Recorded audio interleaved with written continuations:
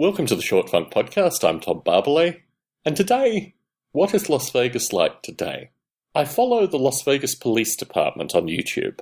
I'm always fascinated by the nature of the crimes that seem to be coming through Las Vegas currently. When I lived here, I was astonished that no murder statistics were actually captured in Las Vegas.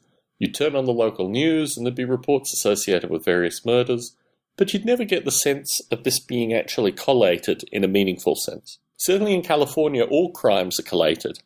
It's more difficult in our area, or in the area that we live, to get this crime information, but it is at least collated in some fashion. In Las Vegas, the police are curious at best. They're not funded by the citizenry, and they take sideline jobs which are part of their official police duties, but really are outside the remit of most standard policing. This was particularly apparent in the financial crisis of 2007-2008, where the police were really the enforcers of the banks. They were almost like private security for the bank's interests. And in terms of evicting people, and in many cases evicting people who had legal rights to actually stay in their houses, the police were there doing their thing. I've known one individual who was murdered in Las Vegas, a gunshot wound. And what struck me about that circumstance was just the potential for it to happen in almost all scenarios in Las Vegas. But another thing that I found living here was a number of people had concealed carry permits. People I worked with, people I knew. It was just common for people to carry firearms. What has occurred since we left Las Vegas seems to be a hiccup associated with the financial crisis, and in large part the movement of criminal gangs into almost all areas of Las Vegas. Burglary was a problem when we lived here, but I think the strange nature of the police force and the police force's interaction with the community has meant that certain areas are now unpoliced, which is a phenomenon that I also experience in San Jose.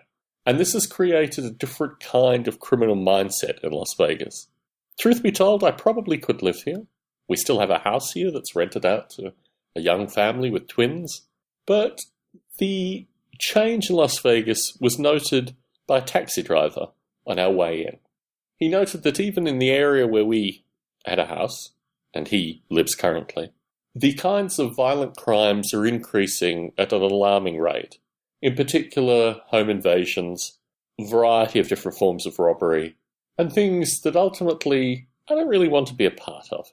In contrast, where we live in California is being gentrified, which means these kind of criminal elements are there, but slowly and surely, through a variety of different factors, they're not playing havoc, as they still appear to be doing in Las Vegas.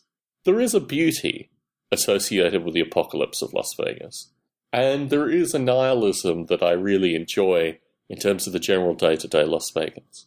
But there has been a distinct shift since we left, and I find that very much through the police YouTube channel and various other ways that I get information associated with Las Vegas.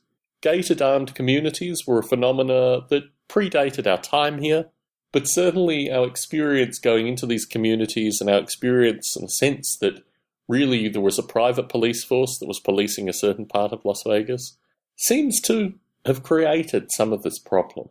The notion of us versus them, the notion of multi-walled layers to actually get into certain communities, seems to indicate that the wealthy in Las Vegas have a barricading mentality, and the poor folk that are outside these barricades, well, let's see how they survive.